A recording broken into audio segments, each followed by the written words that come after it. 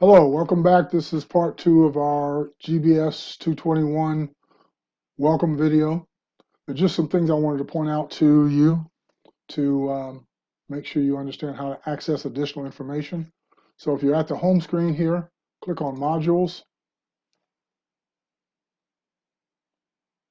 There's additional information within modules you should take a look at. Obviously, there is a getting started module that has basic information that I'd like you to read very quickly. At this point, I'm assuming that most of you have the basic computer skills necessary to complete this course, especially after the time we spent online. But do look at the Canvas tutorials and the Canvas guides for additional information that may be helpful to you. I've already pointed out the link to our Cengage website. There's also a link to the Canvas test prep facility. Students often ask me if I provide a study guide in preparation for the test. The answer to that is no. I feel the best study guide that you have available to you is within the Cengage website itself, and it looks like this. So for any chapter that you want to review, you can actually click on that chapter and you can access the problems that are available in the test prep, which is essentially a test review. And you can select a number of problems that you'd like to try. The thing I like about this particular facility is that it constructs the test for you. You can answer the questions. I'm just answering these in a random fashion, not even bothering to read them. So I'm probably going to get a few wrong, if not all of them wrong. Once I've answered the questions, I can submit and review the test. It'll even tell me if I have skipped any of the questions, which I have in this case. And as you can see, I got all of these wrong. If I click on that, it gives me an explanation of what the correct answer is, and even directs me to the part of the textbook where I can read up and review that concept. So I find this the best way to review for our test, and therefore I don't provide any additional study guide. I think this is an excellent study guide. I even use this to review the concepts myself if I've been away from them for a while. So please use the test prep to prepare and review for the test.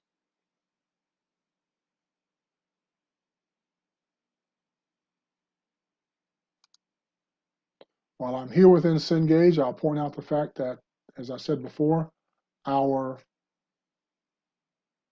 textbook is laid out here, and I've identified those activities that are going to count towards your grade.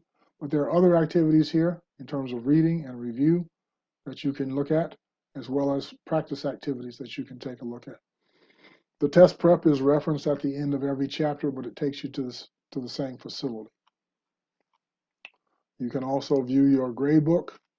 What I'll point out about the grade book is your points will be held within the Cengage website, so you can always know how many points you've accumulated for the Cengage activities, and these points will be automatically transferred to Canvas.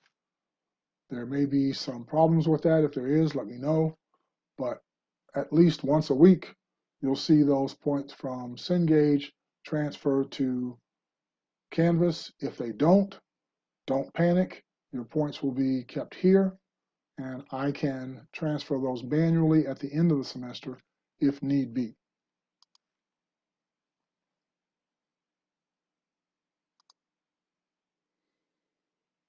The thing I feel that you absolutely must do is read the textbook. You spend a lot of money on it, so please spend the time to read the textbook. You can access the full textbook here on the far right-hand side where it says full book.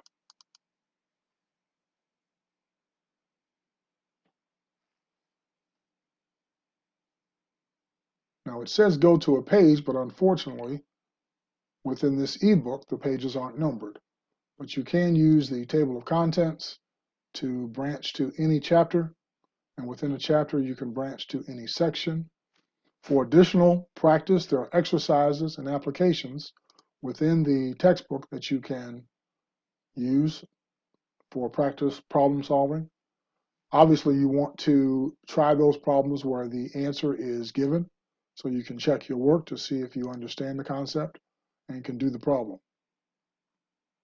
And who knows, sometimes I may actually take problems from the exercises to use on the test or the quizzes. So do spend some time, by all means, reading the textbook. That is essential. When I was a student, and even now, I read the textbook 3 times. I skim it the first time just to get an idea of the concepts, the key concepts in the boxes, and the examples that are worked out in the textbook. I read it through again to make sure I fully understand it, and then I do the problems.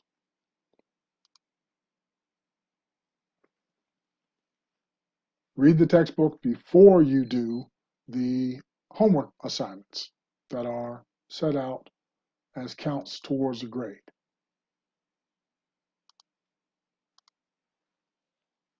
And periodically do the test prep. For your homework assignments, this is not intended to be punitive. Try the problem first. Place your answer in the box.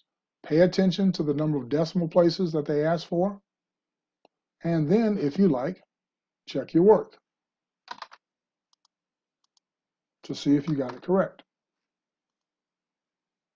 I would suggest, if you don't get it correct, try it at least 2 more times. But after 3 tries on a problem, if you still don't understand it, then bring that to the help session so we can help you figure out what you're doing wrong. But try the work first. That's the very first question I'll ask you. If you ask me how to do a problem, I'm going to ask you, what did you try? How did you try to go about doing that problem? That way I'll at least know you tried to do it. And as I said, this particular activity, structured activity, has a built-in spreadsheet that you'll need to work on. The answers go here. You'll then need to transfer those answers to that answer sheet to do your work. And it's only one question, but it has multiple parts and it's worth 10 points. So please do not blow off the homework activities, okay? And also don't simply use the check my work until you figure out what the correct answer is. That's a waste of your time and you won't learn much from that.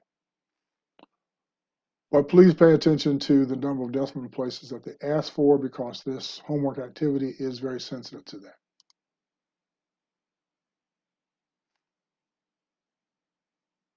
There are a multiple set of tools here on Cengage. I'm not going to go through each and every one. They are somewhat self-explanatory. What I will point out is the flashcards. The flashcards provide information on terminology. My theory is 50% of the knowledge in any discipline is simply learning the terminology, learning the language. So we will be using the language of statistics in this class, and I'll expect you to know it. So using the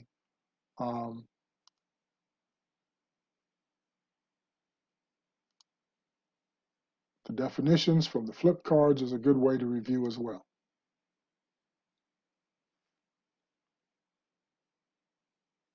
Okay, let's go back to Canvas.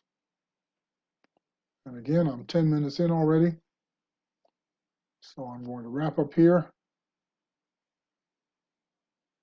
After I simply go to the inbox to point out the fact that all the communications you have with me for this class should be done through the Canvas messaging. Please don't send me an email if you can avoid it. If you do send me an email through my normal inbox, you'll need to use your maricopa.edu email address. because that's considered to be an official communication with me. But I prefer that you send me your communications, ask me your questions through the facility here within Canvas. This I check every day. My inbox literally has hundreds, if not thousands, of email messages that I get and accumulate. So I don't want your communication to get lost amongst their regular